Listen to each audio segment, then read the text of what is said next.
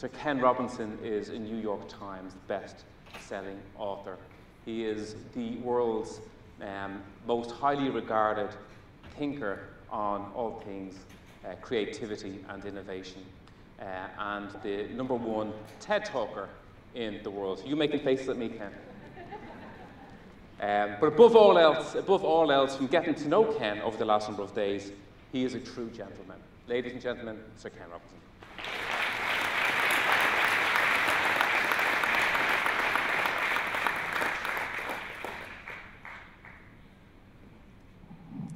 Thank you, Rob. It's all true. I am tremendously distinguished. And it's a great honor for you, frankly. It's been a great day, hasn't it? And I do genuinely want to thank Rob and the whole team at Sigma. I think it's been a fantastic undertaking. This is the third of the summits.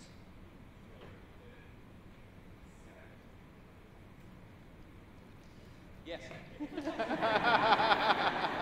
I was only being polite. I mean, I'm really delighted to be here for all kinds of reasons. I mean, the thing is, you have to say you're delighted to be where you are, don't you? Even if you're really not. But I've been to Ireland often, and my wife Terry is half Irish, and you'd say the better half, and part of the family here today. So I've been coming backwards and forwards to Ireland for over 30 years, certainly. And, you know, seeing big changes. And I think I was here a couple of years ago. I always remember being in Ireland. I mean, how could I forget it, because I'm here right now, you know, so that would be a very short memory, wouldn't it? But you don't always. A while ago, I was in Oslo, and I was there to speak at a conference, and the plane was late, and I arrived at the convention center with minutes to spare before I went on stage, and the woman who was organising the conference said to me as I walked on, have you been to Oslo before? And I said, no, I haven't. Anyway, I did the event, and it went very well. People were weeping from the room, you know, the depth and quality of my insights. And then we went for dinner, and I remembered over dinner that I had been to Oslo before, for a week. I was appalled with myself. I mean, a few years before, but you can't be in Norway for a week, you know, without doing lots of local things. You know, I saw the monk scream, you know, the picture, which is how I felt when I realized that I had, like, the lost week, you know, in Oslo. The thing is, I live in Los Angeles, so it's not like you wander by mistake into Oslo. You know, you have to dedicate yourself to the proposition. Well, it seems to me to illustrate one thing. I mean, one of them is to do with early onset conditions, which I won't go into right now. But the other is that, to me, it was an illustration of the nature and pace of change. That, for my parents' generation, you wouldn't just pop over to Oslo. In fact, you didn't really pop into the centre of the city very often. Our generation, my generation from the 50s on, is the first, really, and now includes everybody here, who live in a world that's been totally transformed. I know the world has always changed, but with the Industrial Revolution, the planet changed utterly. People's lives changed in almost every way. And we're now at the brink, I think, of an even greater transformation in the way our lives are going to be conducted and the sorts of work and things that we do. The underlying theme, you know, for a lot of people is that the world's sort of going to hell in a handbasket. I don't go with that. I think there's a lot of evidence to show, in fact, there's a lot of factual evidence to show that the world is actually getting better for most people than it's ever been in the history of humanity. I mean, people these days, even people who live in relative poverty, have a standard of living in most of our countries which is far in excess of the material circumstances that people lived even 100 years ago. The poverty gap is still appalling, but we're well on the way to eradicating world poverty. We're well on the way to having almost universal literacy.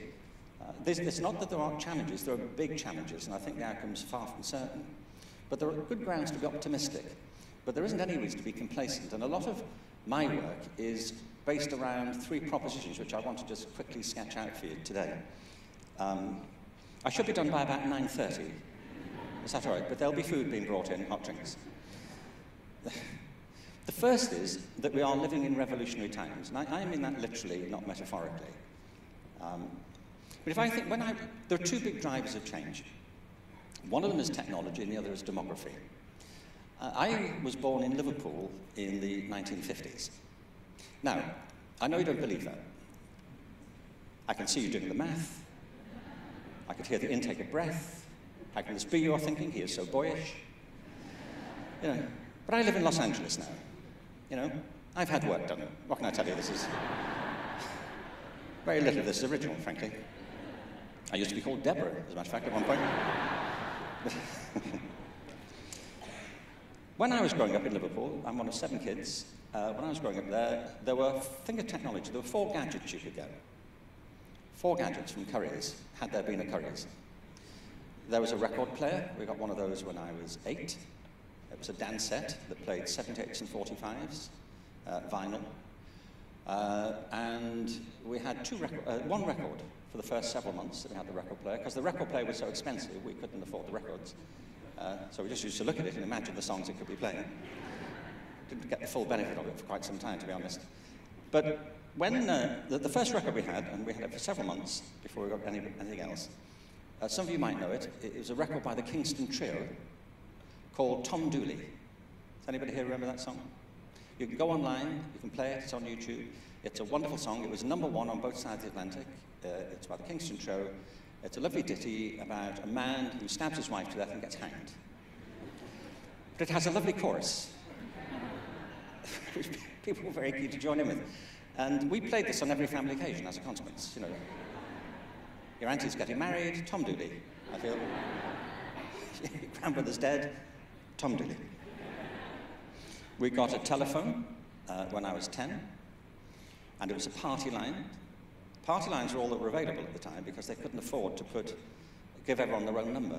So if you had a phone, you shared a line with other people in the neighborhood, which meant that you couldn't make telephone calls if they were already on the phone. You have to wait for them to finish. What you could do was listen to what they were saying. You pick up the phone and just tune in. And people did, that's the point. You know, it was like an early form of Facebook.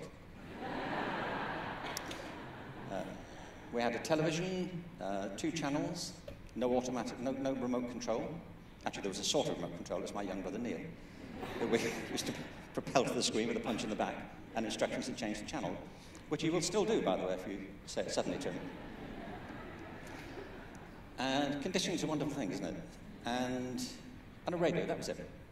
Well, if you had those things, there was no reason to go back to Currys. There was nothing there. Well, look at the gadgets we've got now and the impact and effect of them. You know, the iPhone came out in 2007, and it's totally transformed how people live. I mean, there are people now who cannot imagine the world before the iPhone, you know, as if this was the beginning of human history. And what interests me is how all these technologies have unexpected and unpredictable consequences. Like email, you'll recall, was meant to herald the paperless office. How are you getting on with that, the paperless office? The iPhone and email, or smartphones and emails, were supposed to be saving us a lot of time. I have never been busier, have you, than trying to keep up with the nonsense that flows onto my smartphone every day of the week. Some of it self-inflicted and self-induced. Do you know, but this is the thing, when the iPhone came out in 2007, there were 800 apps available on the iPhone. There are now over 3 million. Most of them neither anticipated nor designed by Apple. There is an app you can get on the iPhone that will convert it to a blues harmonica. Why? Why? I have a blues harmonica, and it's smaller than my iPhone. You know, I mean, granted you can't send text messages on it, but what happens with technologies is they bounce off in all kinds of unexpected directions. That's the thing about it. I mean, when electricity was first harnessed in the 19th century, I remember there was I don't remember, I'm not that old, but there was, I can recall reading about it, Michael Faraday gave a demonstration at the Royal Institution to a room full of eminent scientists who were sitting in the glow of gaslight. And he demonstrated this bolt of electricity jumping between these copper orbs. And And one of them, because it was height of British Empire, it was an interesting novelty, and apparently one of them said, "This is very interesting, Mr. Faraday, but what use is it?" Electricity, by the way. I mean, it turned out to be quite useful, didn't it? And Faraday was interesting. His reply is said to have been, "I don't know, what use is a baby?" It's a lovely, but that's the point, isn't it? A really generative technology has the promise of possibility that we simply can't anticipate till we had it. It's not like Victorian homes were full of dishwashers and TVs, being surrounded by frustrated people waiting for Faraday to harness electricity so they could turn them on. You know, these things came about in the culture created by the technology. And that's what's happening now. We are now living lives, behaving in ways, relating to people in ways, doing work that was not conceivable before the technology came along that made us think of that as a possibility. And the whole point, and you've heard it during the course of today, is that artificial intelligence, which is beginning to gather pace and momentum, will change the world in all probability, if even a fraction of what's anticipated comes to pass, will change the world beyond all recognition from now, within a generation or so. New forms of work, all forms of work disappearing, new forms of communication. It's widely anticipated that the next big, possibly an evolutionary step for humanity, will be what Ray Kurzweil calls a singularity, which is the point at which information systems merge with the human mind.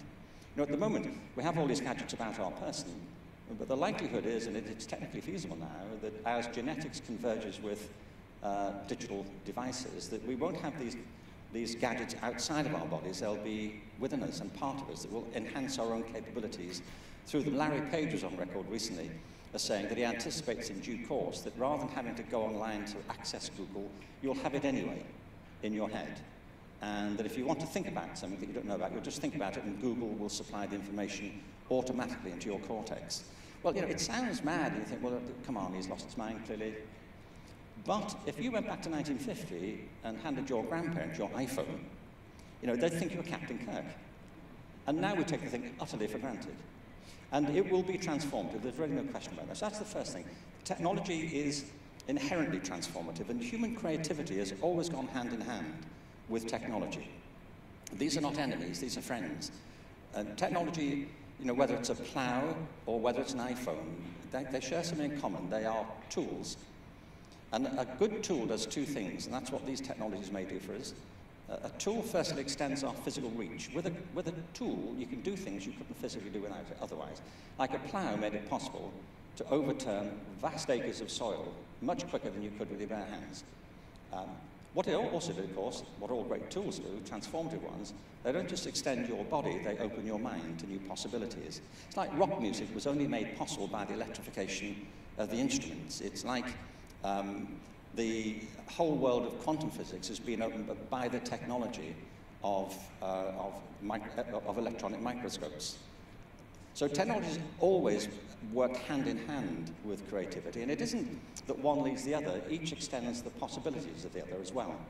So this adventure that we're heading to with artificial intelligence is going to change work. It's going to change the way we relate to each other. It's going to change the way we relate to ourselves in all probability. Now, part of my interest in all this, because I'm not a technologist, as you can tell, my interest is not so much in the technology, though I am interested. What was that? Get out. I shall see you at the end. If you wait outside Rob's office, he'll have words for you. You're all right now? Actually, I must tell you, I did an event a while ago, and there was a lady on the front row, and in the middle of all this stuff, her phone went off. And embarrassed, she grabbed her handbag and ran out the room. It was in a big theatre, and we realised her phone was in her jacket.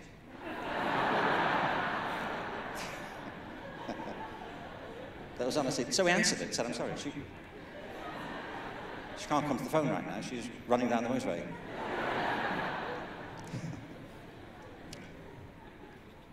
Where were we? Did we do Oslo? Great, okay, done Oslo. What I'm interested in is the other crucial factor in this equation, which is not what the technology makes possible, but what we make possible, what we are capable of as human beings. And this is the second big theme for me, that we face a revolution. To engage with it, We have to think differently about ourselves, about our children, about our own talents, our own capabilities, the depth and the variety, the diversity of them. And this has big implications, particularly for how we run companies, which is the third big theme, which I'll touch on a little bit before we're done, which is, if we're to make any sense of this, we have to behave differently. We have to run our institutions differently.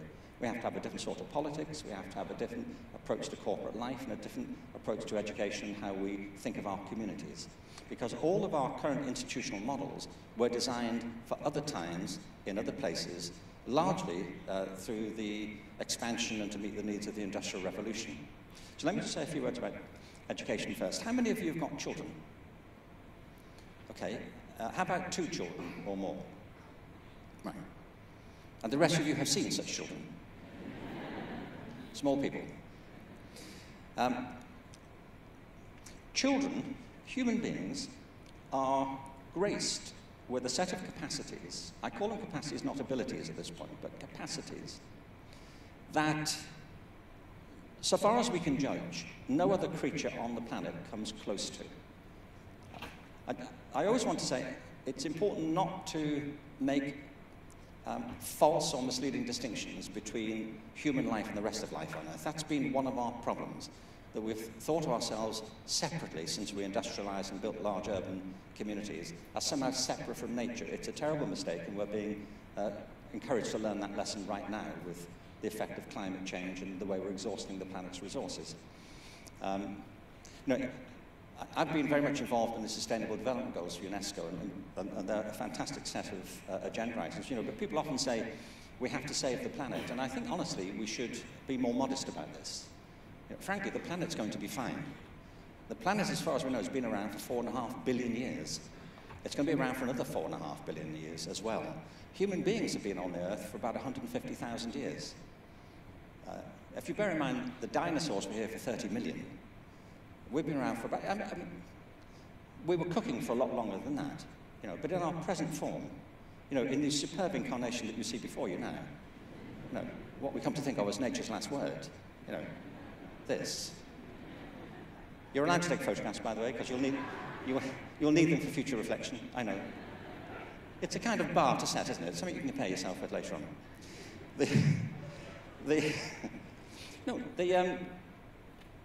If you think of the whole lifespan of the planet so far, the whole 4.5 billion years that the Earth's been in being, as 1 year, human beings showed up at less than a minute to midnight on the 31st of December. So we are a blip in the life of the planet. So the idea that it falls to us to save the planet, really, the planet's not at risk. What's at risk is us. The conditions of our being on the planet and future generations. Frankly, the planet will shake us off like a rash. We tried humanity, not so good. Frankly, we're sticking with bacteria, they're fantastic. So I think it's vital that we look at the conditions of the sustainability of our own life on the planet. But I'm interested as well, not just in our physical life, but in our emotional, spiritual, and intellectual life on the planet.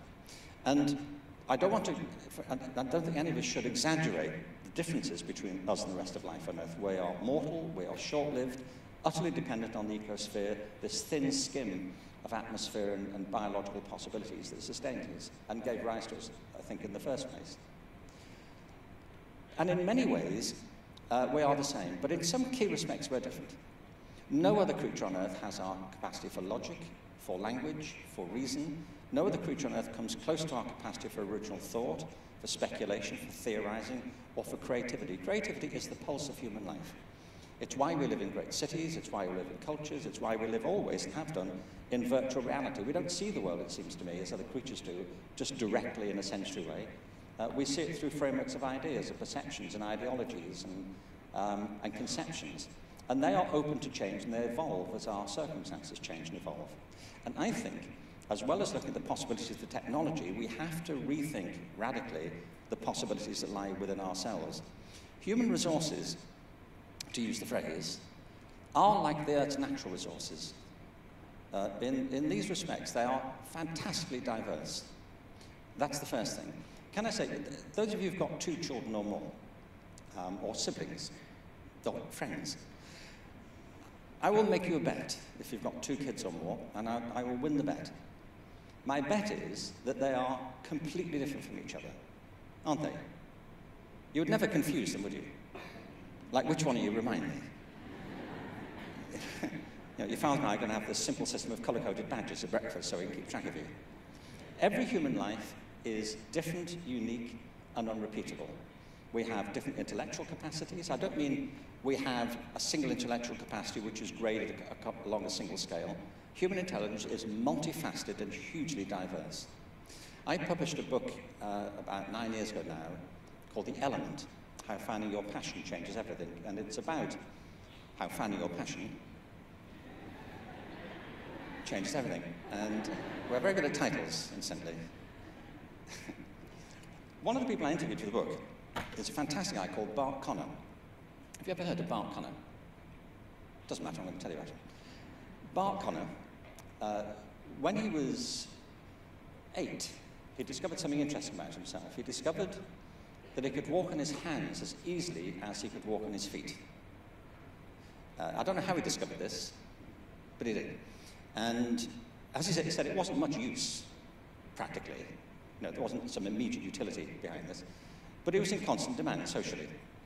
And then he discovered he could walk up and down stairs on his hands, as easy as on his feet. I say it wasn't a lot of use, but at the many parties that took place in his house as a consequence, if the conversation lulled, his father would say, "Bart, just do the hands thing there, would you?" And the party would instantly revive. When he was 10, his mother, who'd been paying attention to all this, spoke to the school and said, could we take Bart to the local gymnastics centre? This was in Morton Grove, Illinois, which is what they did. They went to the local gymnastics centre, and Bart said he would never forget the feeling he had when he walked through the doors of the gymnasium. I said, what was it? He said it was overwhelming. It was like going into Disneyland and, as he put it, Santa's grotto, all at one time. I said, why was that? He said, it took my breath away. There were bars, there were parallel bars, there were ropes, trapezes, rings, vaulting horses, mats. He said, I'd never seen anything like it.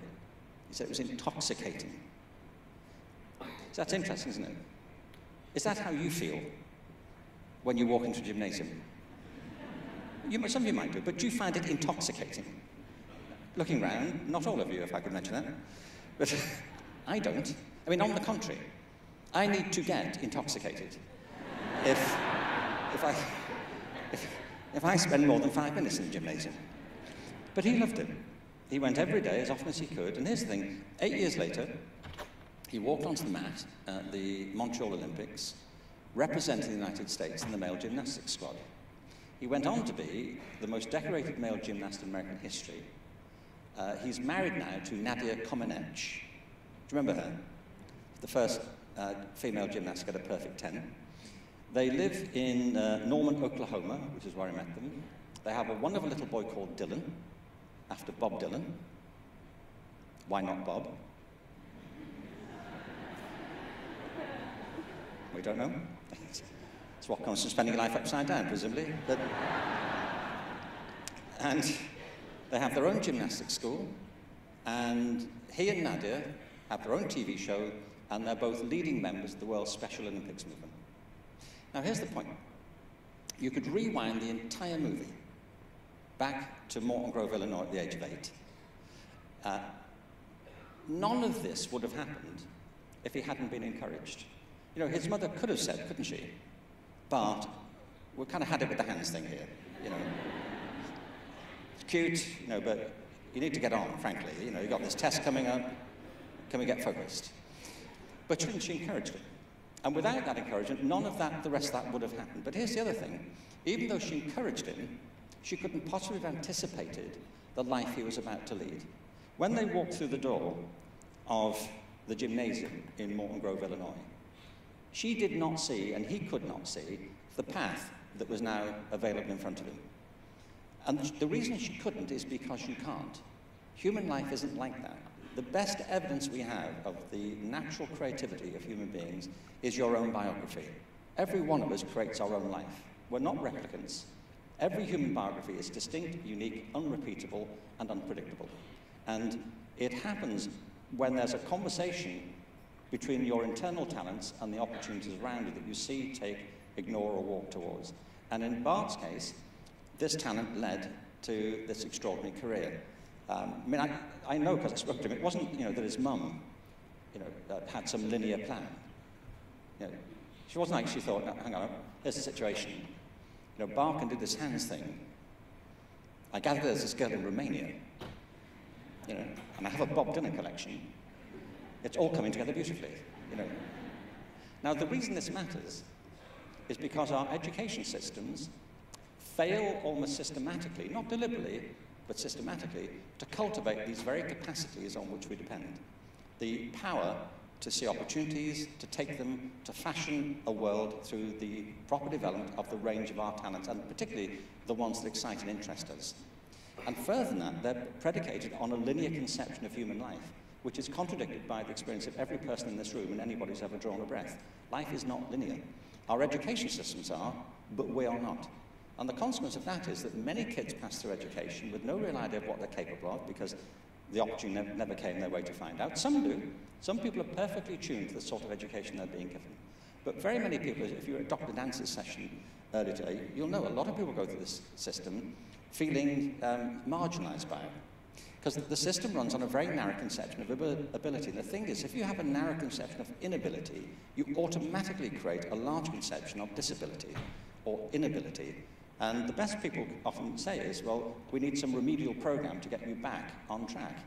Whereas if we celebrated the diversity of human intelligence and ability to begin with, there'd be no need to remediate the problem, because the problem wouldn't be there. The problem's caused by the system.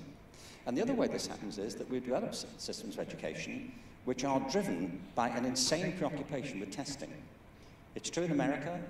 I don't use the word insanity in the present company, but I consider it to be insane, that we put our children through this toxic pressure to get to a certain level in tests and scores and so on the false premise that if they do that and get themselves to the right university, that life then will follow its natural course. And if we all go to university and we all get PhDs, the world will get back on its axis and we'll move merrily into the future, coy and confident.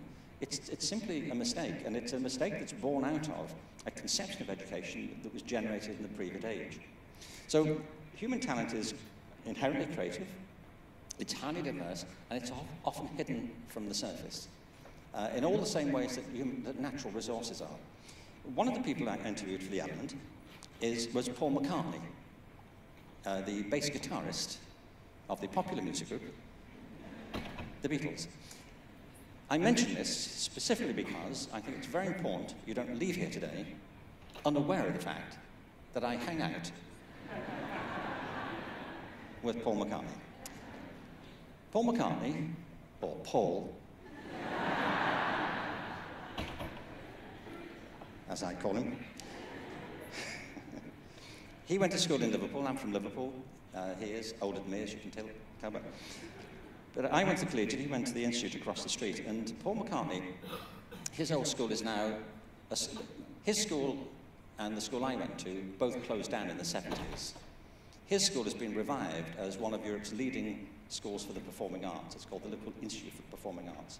It's a fantastic place, having a seminal effect on performing arts across Europe. My old school burned down.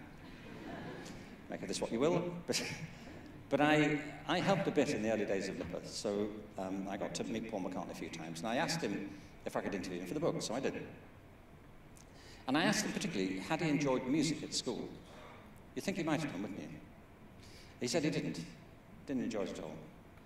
I said, did your music teacher think you had any particular talent? He said, no, not really. Well, he does, doesn't he? Don't you think? One of the people on the same music program at the same school was George Harrison, the lead guitarist of the popular music group, the Beatles. And so I said to Paul, did your music teacher think that George had any talent? He said, no. No, he didn't. Well, he did, didn't he? So I said, well, look, would this be a fair comment? That there was this one music teacher in Liverpool in the late 1950s who had half the Beatles in his class. And he missed it. He said, that's right. Well, it's a bit of an oversight, isn't it? Don't you think? Anybody show any promise this year, Mr. Wilcox, in your class? Not really. No. And I've been at this a long time.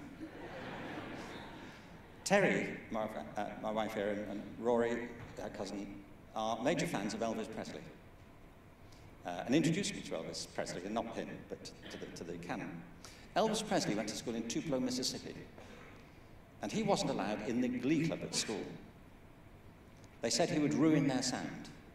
Elvis. You know, we all know what great heights the glee club went on to once they'd managed to keep Elvis out of the picture. So this is the point. Human talent is highly diverse. It's individual. It's often buried beneath the surface. And the third thing is it's dynamic. If you find the talents that help to characterize and define you, it changes the whole direction of your life. Now, for humane and humanitarian reasons, it seems to me absolutely urgent that we make the best of people's talents anyway. And it's true for your children. Because there is, after all, a dynamic relationship between nature and nurture. The fact you've got these talents doesn't mean you'll ever discover them. You may have a dozen talents you're not even aware of. A lot of it's to do with opportunity and culture. Nurture is at least half the equation in the way our lives unfold and turn out. So, one of my big arguments now for education generally is that it has to open out to this large conception. I want to show you two quick videos here, and then Rob and I can have a chat about what I hope may be some of the practical implications. Children, you've got them, children love to learn, don't they? Children are intensely curious. Think, for example, actually, you can put me back up there for another minute, if you don't mind. That's better, isn't it? Isn't it? I could see you feeling bereft there, weren't you, for a moment? Think, for example, of your own children. Most children, obviously there are some exceptions for physical or other reasons, but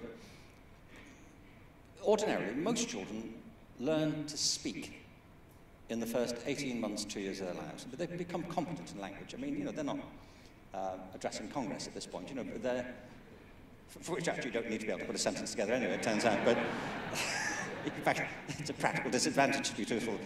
But most kids learn to speak. And the interesting thing is, if you're a parent, you don't teach them how to do it, do you? You don't teach them because it's far too complicated, and you don't know how you do it either. You don't. There isn't a point where you sit your child down at the age of 18 months and say, look, we need to talk. Or more specifically, you do. And this is how it's going to work out. You probably noticed, your father and I have been making all these noises the past 18 months. Well, I know it sounds like kind of bizarre, but to us it makes sense, because some of these sounds are the names of things. We call them nouns, and there'll be about 5,000 of them for you to get your head around in the coming few years. Some of the other noises we make are not names of things, they're names of what we do with things. We call them verbs. You'll be need to learn another 3,000 or 4,000 of those. And by the way, if you change the tone inflection at the end of what you're saying, you can indicate whether you have done something or whether you're doing it now, whether you plan to do it. And we call that tenses. And don't worry about the subjunctive, nobody gets it. It's fine. It will come to you. Take it. That doesn't happen. Kids just learn. They take it in through their skin like the breath from the air around. And by the way, if they're exposed to 2 or 3 languages, they'll learn all of them with no obvious effort. They will distinguish them, make sense. But if you're born into it, it's much harder to learn a second language when you hit your teens. But as a child, you'll learn it without any kind of problem. Children love to learn. That's not the problem. They don't all get on with education. Education is a formal process of learning. That's the way I think about it. And some of them have a big problem with school. The problem is not the kids. It's school. It's because of the way we do school. Now, I don't speak in criticism of teachers. I've spent my life working with and alongside and promoting the importance of teaching as a profession, or of head teachers. But there are habits and algorithms that go on in education which are no longer fit for purpose. So I just want to show you 2 quick things, and then we'll have this chat. I just came across this recently. It's just for the interest of it. I love it. You know the way kids get really wound up, and they're kind of off the wall. We think we've got to get them the latest gadget, the latest iPad, the latest everything, otherwise they won't love us anymore. I'll just tell you what this is. This is like a 30-second clip of some toddler who opens a present, and it's a banana. I've never seen anybody this excited. Come on. Open it. Banana! Banana! I got banana! Yay! I got banana! I got banana! Really? Yeah, I got banana home! You're gonna bring it I got home? banana home! What do you say? Thank you. I got my banana! I'm just saying, you know, you need to look again at bananas. Really? But what I mean is, that freshness of enthusiasm and curiosity we're born with that. And what drives people's adventures in education is keeping that curiosity alive and not frustrating it with a constant sense of not making the grade or failing. But that energy and curiosity is right in the heart of all our organisations. That's the point. None of us really ever quite grows up. So here's the next thing. This is, again, it's very short. I'll just show this, make a few comments, then we'll move on. This is something I saw on Dutch television. And I'll tell you what the setup is. People have to solve this problem. They go into a room, and in the room there's a table. On the table there's a tube, plastic tube, and at the bottom of the tube there's a peanut. So they have to get the peanut out of the tube. That's it. The tube is bolted to the table is bolted to the floor. Okay? See if you can solve this before they do.